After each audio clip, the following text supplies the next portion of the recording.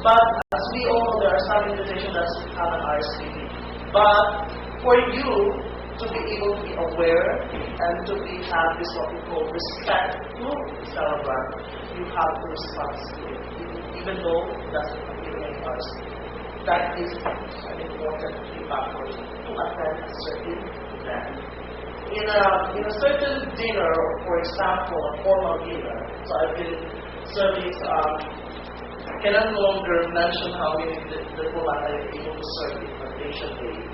But, of course, definitely everything has to be undergoing RSVP. If you're not in the list, you are not allowed to get inside the function hall. That is important. Also, it's very important, it's not necessary for you to bring your invitation. That's it anymore. Those people in the reception have already the list. As soon as they receive your response, you are already in the list. If you are not in the list, that means you need a response to it, or you are not invited. When you are invited, for example, this is the mentality of Filipino. I invited Mr. and Mrs. Gonzalez, for example. Mr. and Mrs. Gonzalez, that means only the couple are invited. You don't bring the children, you don't bring your neighbors. Because it's already in the letter or in the invitation that Mr. and Mrs. Unless it's stated that Mr. and Mrs. and children, then take it with your children. Okay, this is for the invitation. Before we go through it, I know you're very excited with how to hold the cutlery and everything. But, point of view, a diplomat dinner basically starts with a cocktail. So when it starts with a cocktail, definitely you start with a canapés, something to eat with a small bite, and, of course, some champagne to start with. But a lot of you might think, can you order juice? In a diplomat dinner or a very formal dinner, non-alcoholic is actually not served.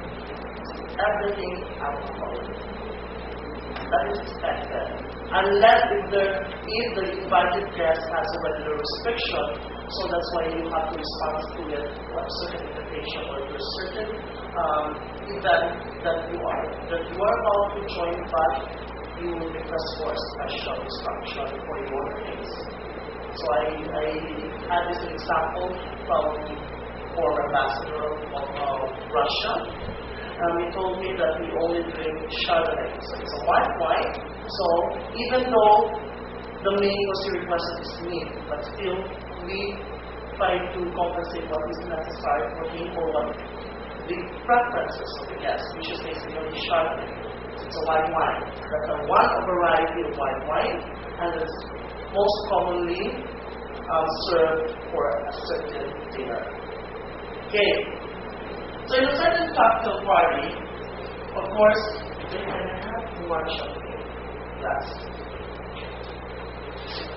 this is what we call passing around food. You stand for 30 to 1 hour before party. My question, so should we have our stomach empty before going to that? I won't advise you to empty your stomach. Why? It will be better if you eat a little before going to that party. Because you don't know, you think in the middle of the cocktail party. Yes. For Filipino, we're going to what we call wedding party. So, I don't know what it is. So you don't eat for 3 days because you want your stomach to be empty. Fortunately, that's the wrong move or the wrong plan. You have to eat before going to the event.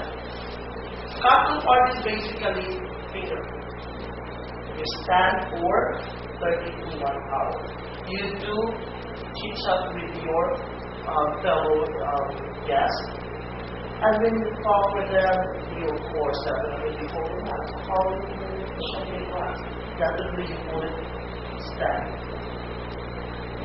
So when you hold this, since the majority of you are ladies, so when you are going to talk, you're eating, you eat the waiter will just pass around a certain platter with food. You get only one of that. You don't get everything. You don't do that. What is usually there is only your glass. Of course, if you have a couch with you, you can have a couch. There's only a cocktail table. The cocktail table is only for you to relax for a while waiting for the start of the dinner. Basically, it's 30 to 1 hour. And when you join a dinner, it's expected that everyone is dressed up. So when you say dressed up, you have to go. Based on my experience in a diplomat dinner, majority of the ladies doesn't do accessories around. But they have only the earrings and the ring. They dye their hair, some put with makeup, and the clothes. That's it. You don't put a lot of jewelry. That's a big no-no for a diplomat dinner. You don't ask them or you don't want to be what we put a spotlight to. You're not the important person to be in a certain dinner. You're considered as VIP, but there is something called host or hostess for a certain time. A hostess, those are a lady. A host, those are the gentlemen. Okay. It is important that when you have your cocktail, 2 to 4 glasses of champagne now. Remember, you don't know how many wines you'll be drinking the moment that you will start drinking. It could be, at the basic standard, is 2 times wine. There are some instances a certain diplomat dinner will have 4 times wine. And definitely you will have 5 glasses, and that including already your water bottle. So if you'll be drinking champagne or cocktail about 4 bottles, then you can no longer drink the remaining wines for the formal dinner. Cocktail party just completes the cocktail. Because in a formal dinner, it's what we call dinner degustation. It's only limited to 5 times. Doesn't have that the Filipino way. We have so many food in our plate. You have also to know what are the services that are expected. There are 3 common services that usually in a diplomat will serve: French, Russian, and American.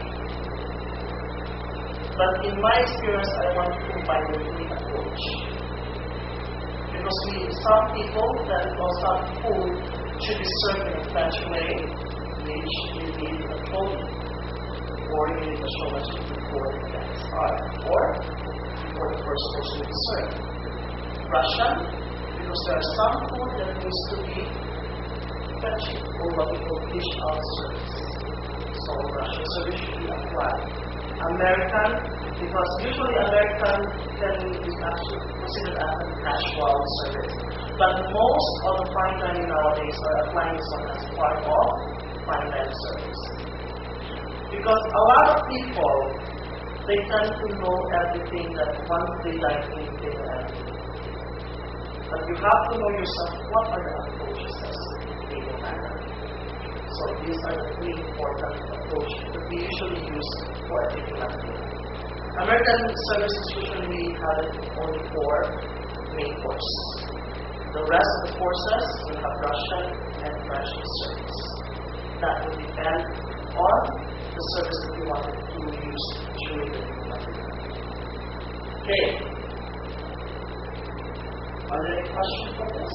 Or we're just going to gather all the questions and possibly finish all the questions? Okay.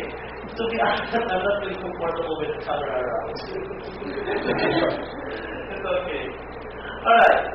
So before going